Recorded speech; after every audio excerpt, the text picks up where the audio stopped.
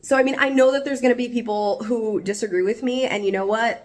We can agree to disagree. It's totally fine. Once again, if you've made it this far and you're still watching this video, there's plenty of people who will agree with you that this series is amazing. I'm not here to rain on your parade. I'm here to just speak my truth. Before I talk about Moash, I'm going to talk about why I feel like Elokar's scene, his death scene, was just so anticlimactic. Yeah, and I know that, like, what is it, the RPG or like some game is coming out pretty soon, and like I'm very worried about where the story is going when you have a game that's coming out based around the Cosmere, and we potentially play as characters who are fighting these people who are oppressed, and that we don't know where the intention of the story is really going at this point. Why is the white-coated character consistently saving the day and ending the conversations that touch on this topic on the moral upswing over the other characters?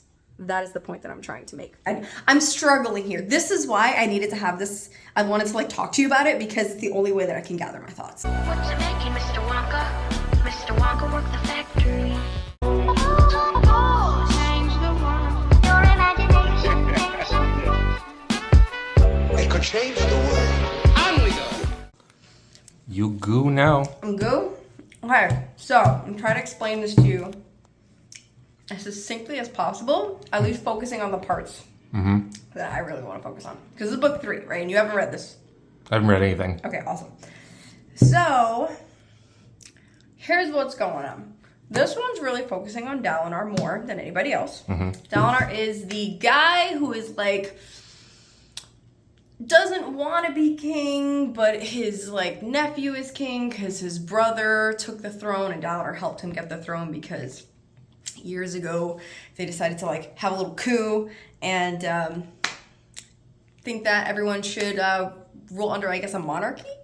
And they were like, my brother should be king. So they killed people, they pillaged, you know, did what kingdoms do. But like, it's been established that their entire culture is built off of war. So like, it's masculine to be a fighter, right? It's like, it's really drilled in there. What's happening right now with Dalinar, and what I'm hoping to figure out, is that these people who don't look anything like them, they got like carapace and other things that have their own culture. They've been at war for a long time because the humans or the regular people enslaved them, right?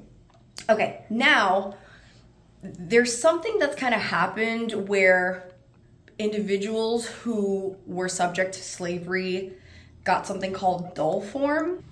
They lose all sense of humanity, right? They're only able to follow rules. They don't have like free thought from up until now that we've really seen. They're not able to do all of the things that their people do as far as like cultural things, right? But that's not the point. Point is that there is a group of people who were enslaved, and now something is happening which is kind of awakening them, and it's being made to seem that it is this evil being. We don't know if it's God. Dalinar says God is dead. That's a whole other story. But like, something is awakening them, and the end of days is coming, right? So here's where that kind of all comes together. So we're getting like different POVs from different characters interacting with these people, either that they are runaway slaves or that they are people who were not enslaved and are like making contact with these people through battles, through like past POVs when there was some semblance of peace, right? And what is kind of bothering me about it is that in book 2, these people, they're called the singers, they're trying to make art, but they don't think that they're good at making art, and they're really struggling to like make good art because they think that if they make good art that it's going to like unlock something. And we get a scene where one of the lead characters who is a singer goes to the human castle, palace, whatever, I guess the closest thing we'll call it. She sees their art and architecture and she thinks it's the most beautiful thing that they've ever seen. Okay. And so she's gone back later to her people and they're trying to create what they think is good art based off of what she saw or what they saw from the humans. And that kind of bothers me. Does that make any sense? Why though? It bothers me because it's this idea that these people are like savages, or that they are not a civilization until the humans came and colonized them and enslaved them. And that is, this just doesn't make any sense. That they don't, like, everything that's happened up until this point has basically been from the colonizers' POV, which are the humans, saying like, oh, look, they have music, I guess they're not savages. And like, that in itself feels kind of weird, but it's like, again, it's the main characters, the heroes of the story, quote unquote, are a colonizing people. So like, that just kind of exemplifies who they are as a society. But what gets me more is that the other people that are being enslaved are thinking this about themselves once they're exposed to the humans. Like their art didn't exist until they met the colonizer. Does that make any sense? It's kind of like, it feels like that trope of like colonizer type or colonizer framed people find missing society that is considered lesser by Eurocentric colonizers, and then they see these people and say, oh, they're God. Oh, like Road to El Dorado-esque. So that's happening. And so what's really important to me is that there is a scene up to where I am, because I'm like not even a quarter of the way through, honestly. Most of the enslaved people have run away because they've awoken, right? And so they run away, and Kaladin, who is our main hero, follows them to figure out where they're going. Are they going to meet this evil god who's going to bring the end of days, right? And technically there is a fairy that's following them. I'm just calling it a fairy, but it's friend, whatever. That is following them, that they think is representative of this evil being. But that's not the point that I want to get to right now. The point that I want to get to is that he's having conversations with them and they're struggling to survive, right? The humans think that they were like destroying stuff, but really they were taking food, taking resources to be able to like go on the run and like travel in small caravans.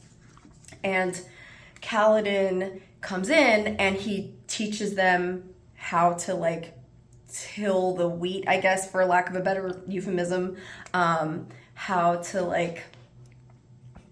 to preserve their food, how to tie knots, how to chop wood, all of these kind of like very basic menial things, which that doesn't, I'm struggling to wrap my brain around that because they were slaves. They were the lowest rung of the ladder intersectionally because there were other slaves who were humans, but the humans could potentially maybe work their ways out of slavery and they were still like a cut above the indigenous slaves, right? So like there's different levels here. Like, why does it make sense that these people don't know these basic things if they're the working class? Exactly. They are the working class. That is all they know. That's all they're trained to do, right? So like, why don't they know these basic things until he comes in? That kind of sounds weird to me, that they kind of need him in some way. And what I did appreciate was that there were characters who said that, right? They were like, hey, we don't like that we have to depend on you right now. And I was like, slay. Yes, I don't like it either. But it kind of just ends there because Kaladin realizes, oh, that these might actually be like people, you know, like we actually probably did something bad happened here, that they actually are sentient and like have personalities. And he learns about like the breeding of slaves. It's very on the nose, a metaphor for chattel slavery and like the American, like Western slavery system, right? So that being said, he starts thinking to himself, like, there is a bigger problem here. And then he immediately thinks, you know what? But we have bigger fish to fry. We got to prevent the end of days. And then his friend, fairy, whatever thing, comes and is like, oh, shouldn't there be a middle ground that we can find? And he goes, maybe, but we don't have time for that right now. You know, there's going to be a war anyway before we find a middle ground that these two sides are going to be fighting, which they already are fighting. They've been fighting since book 1. So I'm like, okay, the battle's already happening.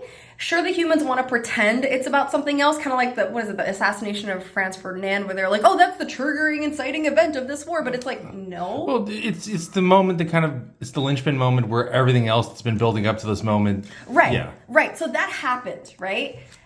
But that's honestly just an excuse because there's been so much tension because of the fact that these people were being enslaved. But humans don't want to recognize that. Humans want to see it as, oh, this is the moment where shit went south. But it's not, right? So he's thinking to himself, oh, if I actually try to like mend this bridge, there's gonna be war. And we don't have time for that because we have to prevent the end of days. Bro. Is this making any sense what I'm saying? It's not that it doesn't make sense. It's more the question of why do you write this why put this part into the book if you're not going to follow through with it? Thank you. That's the thing for me. That's the thing. That's where I really, really want this to go, where I really want the series to go, is like I want it to follow through with that. And I'm hoping somewhere in the end of this book or in book 4 or even in book 5, which is going to come out at the end of this year, that starts to be addressed, because every time I think that it's going to be addressed, it kind of just stops and we just move on. So that is something that I'm seriously keeping my eye on. The other thing is that Dalinar, who is the king who doesn't want to be king, being made king, whatever, prince guy, older guy, we're getting some POV of him when he was younger. And Wait, Dalinar? I thought Dalinar. Were we not talking about Dalinar earlier? Or? I was like trying to like Okay. preface all of the things that were going on, right? I'm struggling here. This is why I needed to have this. I wanted to like talk to you about it because it's the only way that I can gather my thoughts. How he became like High Prince West Bubba whatever. And he, since previous books, has been framed as this really honorable person. And he has a spren, the fairy thing, in this case, a very big one, who is Honor, right? And he basically talks to Honor, and Honor answers him in his head. They talk to each other, right? And the thing is that he's being framed as this honorable person, but what we're learning about his backstory is that he started these wars with his brother to like unite everybody, but in the process of doing that, villages were being destroyed, women were being raped, which were being brought as like gifts from pillaged villages to some of his buddies who were fighting with him. But there was one scene where someone said like, oh, am I gonna get, where am I, like women tonight or something like that? And then Dalinar says, oh, sorry, not tonight. I promised that the village wouldn't be too pillaged because I need this archer guy who was from the other team to work for me. And I promised him that, you know, if he works for me, that we won't like rape their women. And they're like, oops, so bad. And like, to me, that's not honorable because he continues to be a opportunist. And that doesn't mean that he's being honorable. But then he continues doing it for years. And to the point where he talks about like the thrill, the feeling of fighting, the good feeling of trampling over bodies. And when he finally meets someone who is on par with him strength-wise and he beats them, all of a sudden the thrill's over. And he's like, you know what? I don't want to be king anymore. I don't want to do this anymore. And to me, that's not about honor. I feel like it would be the opposite. Wouldn't it be the opposite? Like, if he was truly getting it from like adrenaline rush of like a challenge, if he was basically just stomping over every person like up until this point, and then all of a sudden he had like a near death experience, I feel like it would be like more like, oh shit, I can actually die. Like, oh, this is bad. I mean, he didn't have almost a near death experience per se. But I feel like he thinks he is Judge Dredd because he gets to the point where he's like, I am judge, jury, and executioner. And he is so high off that feeling. And I would think that him beating somebody who is his equivalent would just kind of feed into that narcissism.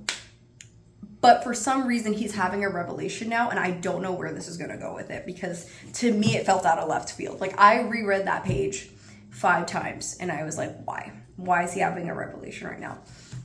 So those are the things that I'm really thinking about this.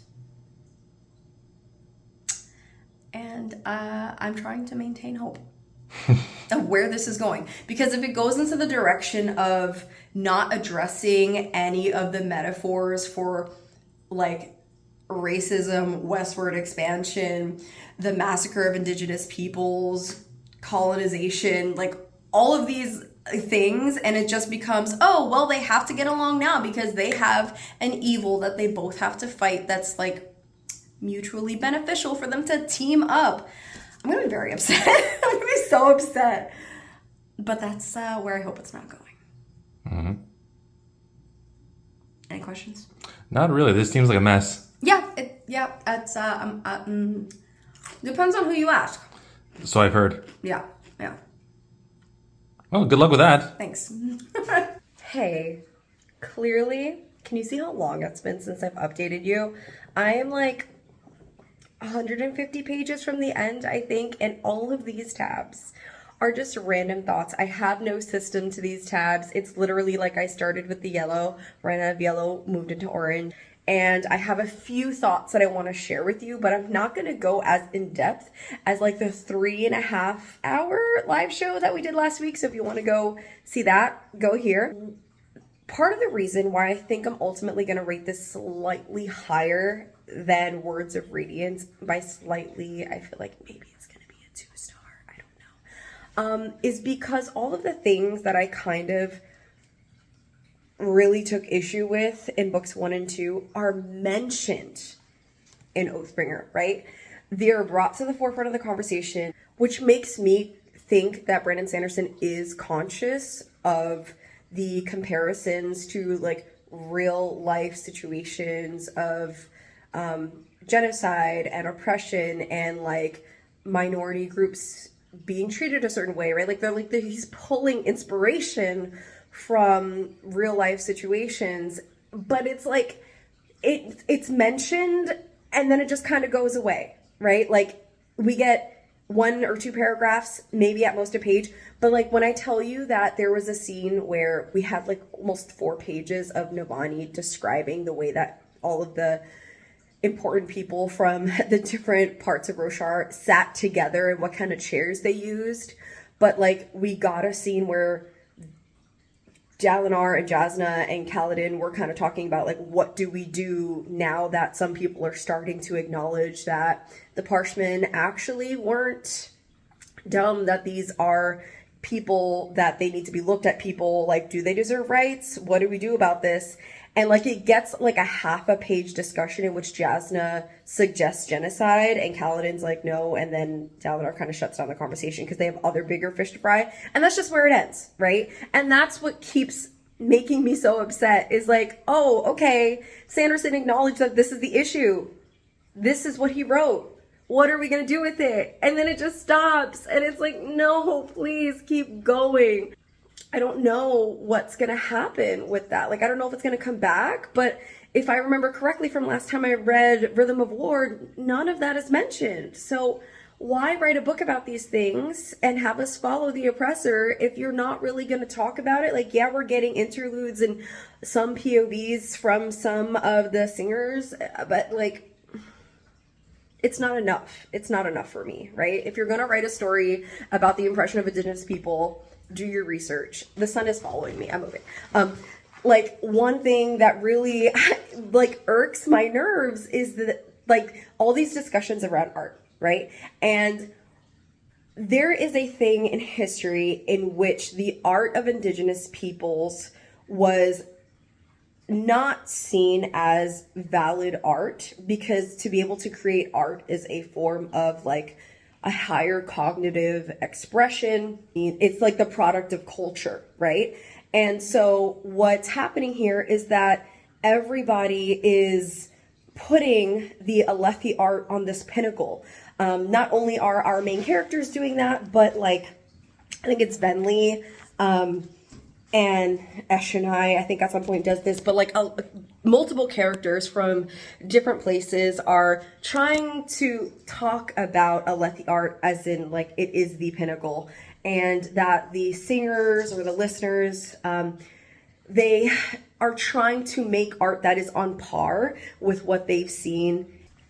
And it's just like the idea that they don't feel like they are able to create good art because it's not the same, because they appreciate like this level of craftsmanship or this kind of craftsmanship or this use of detail. And it's like, But why do they have to think that? They don't need to think that, because that is a tool that has been used to oppress different societies, especially when it comes to people who are these conquering, warmongering groups, taking art from other cultures, seeing it as valuable, and they destroy it in order to create a sense of dominance over those people, or they steal it and claim that they are not able to maintain it, such as what happens in museums, such as the British have done, which is why there's this whole movement of like bringing art back to the indigenous communities from which the art was stolen, right? So it's like Brandon Sanderson is pulling inspiration from those things, but he's not going anywhere with it, and he's actually having his characters kind of like reinforce this idea that indigenous people's art is not valid culture. And I'm like, why is this a thing that we're doing? You know, where is it going? Why? So that kind of like, it bothers me a little bit. So I mean, I know that there's going to be people who disagree with me, and you know what, we can agree to disagree. It's totally fine. Once again, if you've made it this far and you're still watching this video, like, there's plenty of people who will agree with you that this series is amazing. Like, I'm not here to rain on your parade. I'm here to just speak my truth. Before I talk about Moash, I'm going to talk about why I feel like Elhokar's scene, his death scene, was just so anticlimactic. The reason for that is because it became very apparent to me that throughout Oathbringer, that there were different sections where the book was telling us that Elhokar is a good person because of what different characters were thinking, right? Like, he would just make these kind of decisions, which to me just felt like very blasé decisions, because we've only seen him be like a not great king. And the book does this thing where, you know, he'll make a very simple decision and another character will say, oh wow, he's actually a good king. Or like Shallan or Adeline or Kaladin or somebody will say like, oh, maybe we've been judging him wrong this whole time. Maybe he is able to like unite us or bring us together or actually like do this job, or he's a good person. And I don't see that. I don't see that in his actions. I do not think he is a good king. I think that they are all horrible people. I do not think that they are great people. If anything, I think the closest to anybody trying to like do their best is like Kaladin and Adeline. So it's like, it's telling me, not showing me, in my opinion. So then when he dies, I'm like, yes, let him go. He's horrible. I mean, Dalinar being trying to like get some power is not great either. And I know what happens at the end with Jasna, and that's a whole nother thing. But it's like, I don't care that he dies. I really don't. Like, he was a shit character. I don't think that we built him up in any way where I had any kind of empathy for him. Like, sure, he had a kid. But that wasn't really alluded to enough for me to care in previous books. Like, it just kind of comes up now, and I'm like, wait, we're almost 3,000 pages into this. Why is this starting to be implanted now? It just wasn't enough for me. Also, it's like, again, we're showing empathy for these human characters, but when it happens to the other characters, like, we don't get that same semblance of empathy brought to the forefront of our minds. No. So that's the thing. But also the fact that Moash is used as that character really just makes me upset. Because I really like Moash. And the reason that I like Moash is because I feel like he is the most complex character, aside from Kaladin, because it's like him and Kaladin come from this really unique place where they were both slaves, where they have the potential to have this POV of intersectionality because they were like written to be the oppressed person. They were written as the POC character. They are potentially like black and brown coded, right? And they're not being used to kind of talk about that. They're not being used to analyze what happens when a group has been oppressed for so long, and then people like have an allegiance to want to be able to free their people, but also they're not sure how to break out of the system, or not sure if like it's even possible to break out of the system. Again, moving away from the sun. But it's like Kaladin is just, he just keeps looking for reasons to be like, why are these magical white people great? He's like, I just want there to be good light eyes. And it's like, I don't get his motivation for wanting the light eyes to be good people. Why he's not really acknowledging everything wrong that's going on. Like, he acknowledges it a little bit every now and then, but again, the conversation just drops off, starts a new chapter, doesn't go anywhere with it.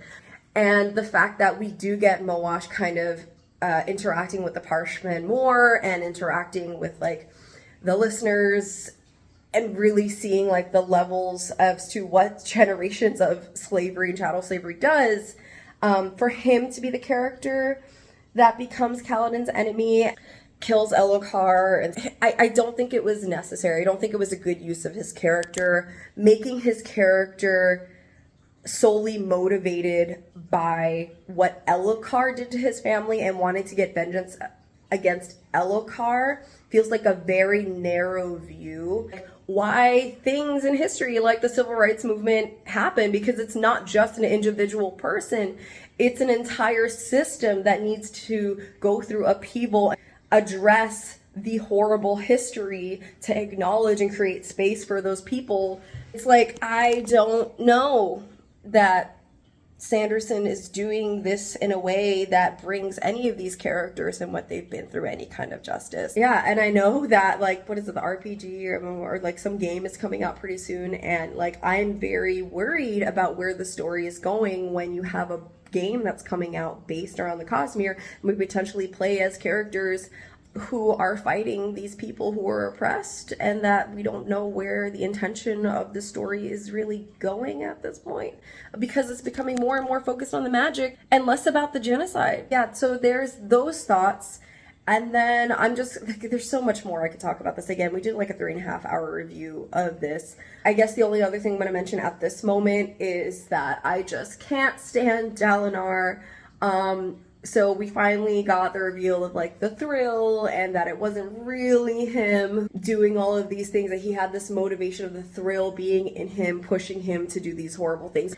That doesn't excuse him for being a shit husband. He was emotionally and psychologically abusive to Evie.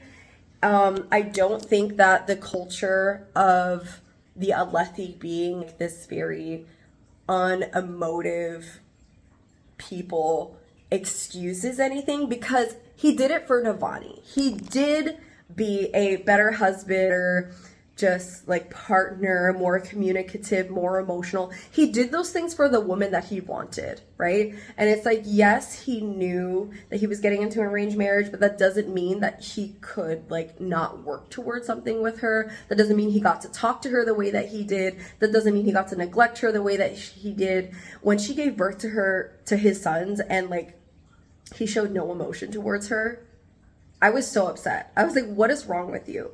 The way that he was neglectful towards his kids, like, he's a horrible father, he was a horrible husband, and just because the thrill was there to kind of justify why he was so much more of a warmonger than he already is, even though like he's still himself, he's literally leading a genocide, y'all. And like, why are we excusing this? I don't know, but I don't like him. I don't excuse it. I don't excuse any of it. I really dislike him. I don't see any reason for other characters that keep saying like, he's gonna be a good king and we need to give him power. He's a horrible diplomat, and that's kind of like his shtick, that he's a meathead, but people are kind of coming around to him because he's the real one.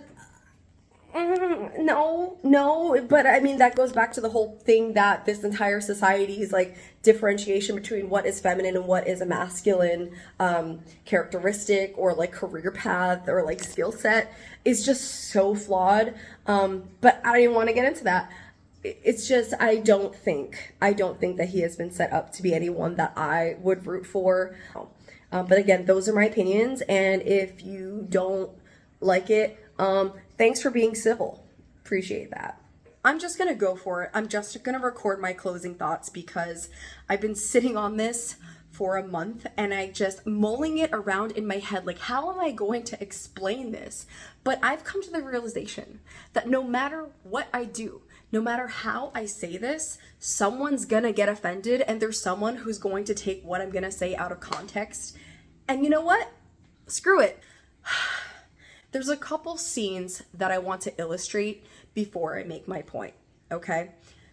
First off, let's talk about Venli and Dalinar and the uprising of the Parshmen to going to battle. There's a particular scene in which Dalinar and company realize, am I the asshole? Because they finally get the information that humans are like the aliens almost that have come to this world from another place, and they weren't originally the indigenous people of this land. They actually took it from the singers and the listeners, right, and all that jazz. And they're like, oh no, what do we do? I'm the jerk, right? So the question is, all right, what do you do with this information? Further on, Venli and Dalinar have contact in which Dalinar is being made to seem and framed by the end of that conversation as the moral person for offering what sounds to me like a two-state solution, and Venli being like, no, screw that, we're going to war. So herein is part of my issue, is that all of the scenes in which Sanderson redirects us to talking about the theme of colonization, slavery, what do you do about reparations once you finally come to the consensus that something needs to be done and something is wrong, right? Every time we get to that point, it ends with one of our main characters who is not an indigenous person or a brown-coated person on the moral uphill and being like potentially right about it, because even if it's not really resolved, we're not coming back to that, right? And if memory serves correct, this is what I will be looking for when I read Rhythm of War. Do we come back to these scenes? Do we come back to close out that conversation? Because in here, an answer was not given. Somebody usually walks away. Somebody gets upset. Somebody says, we'll solve this later. We have bigger fish to fry. We gotta go fight Odium, right? To me, if you're not going to resolve that, don't include it in the book. That's the thing, right? So with that information, let's fast forward to a scene where the Fused are talking to some Parshmen and saying like, listen, you need to pick up weapons. We are going to war. The Parshmen were like recently freed. I don't know if it was from like Thalen or from some like human city. And the Parshmen were like, well, we don't really want to go to war. We were like fishermen or farmers or something. Please don't make us fight. Like, we are not fighters. And the Fused said, everyone has to help. We have to win this battle. The Parshman's response to that is essentially something along the lines of, but not all of them were so bad. And the Fused is like, but that was they enslaved you. That was your slave master, right? Okay, so I'm like, all right, Sanderson gets it. It's not okay to give a pass to the people who put you into chattel slavery and like sold your family and treated you like trash and destroyed your home and ravaged you of your culture. But it just ended with them saying like, oh, but not all of them are bad. And I'm like, what is this colonizer sympathizer BS? What is that? Why is that where that conversation stops? The chapter just closes, okay? So I'm going to backtrack. We have that scene with the Parshmen not wanting to fight their former slave masters because not all of them were so bad. Absolutely. No. Dalinar suggesting a possible solution to the war and Venli being made to seem unreasonable. And like, as if he's like sacrificing so much by saying, oh my gosh, well, I guess we're going to have to give up some of our land. Like, they deserve more than that, but whatever. And then during like the climax, right? Dalinar is saying like, you can't take my pain, all that jazz. And what I notice is when he says that, he talks about Evie, the humans that were hurt through all of the pillagings, right, in the past. But he did not mention and the singers and the Parshmen, right? And what we did to these people. He doesn't. And that is significant to me. He mentions everything that he is wanting to lay claim to as what he needs to pay recompense for. He mentions everything that he's like, no, I need to take responsibility for what I did, but he doesn't mention that. And then Venli is in a situation where she needs to look at him as the savior because he reaches down and communicates with her. If I can change, you can change too. And she's like, if he can change, we can all change. Again, Why is the white-coated slave master, the upper class person, the king of the humans, the leader of the colonizers, the one who is at the forefront of correcting the issue by saying that we all need to change? The singers don't need to change. I get it that they're talking about we need to change and like stop this war. But the way that it's being framed as white saviorism, just, you know, the undertone of like it's just uncomfortability, and like no one can tell me that that's not the case. No one can tell me that that is not the case, because Kaladin was in chattel slavery in the beginning of this book. We have the Parshman explaining to him literally the definition of chattel slavery, because their family was sold off to work in other like farms and things, right? And that their culture has been decimated, and that their art is not really art unless the scholars find it, right? And that they were indigenous to this land and it was taken from them. So you cannot tell me that this is not a metaphor for the history of slavery, okay? So with that being said, why is the white-coated character consistently saving the day and ending the conversations that touch on this topic on the moral upswing over the other characters? That is the point that I'm trying to make. There is also another scene in which Kaladin is talking to Scylla. It's like a one-line thing. It's really small. And when I read it, I had to stop. And think about it, because I was like, something here doesn't sound right. It was when Kaladin finds out that Sophrena is like a high ranking or like high honor part of some like long line of really important spren. And he basically says, why didn't you tell me? And her response is, I thought that you would hate me like you hate the light eyes. And that's it. That's the end of the conversation.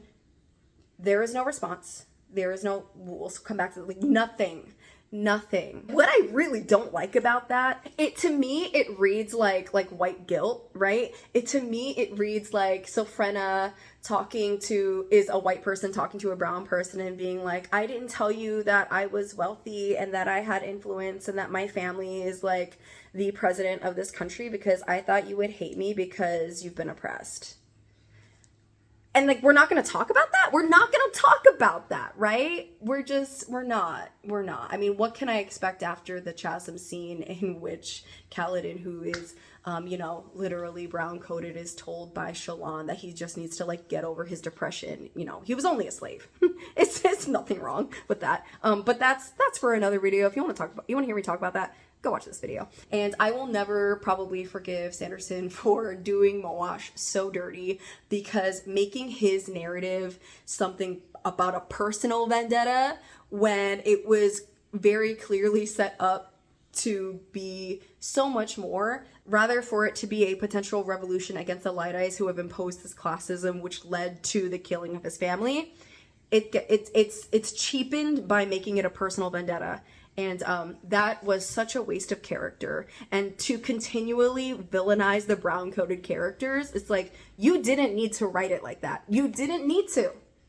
Those sentences, those scenes that I pointed out, were a framing choice. Those are my thoughts. I am upsetty spaghetti.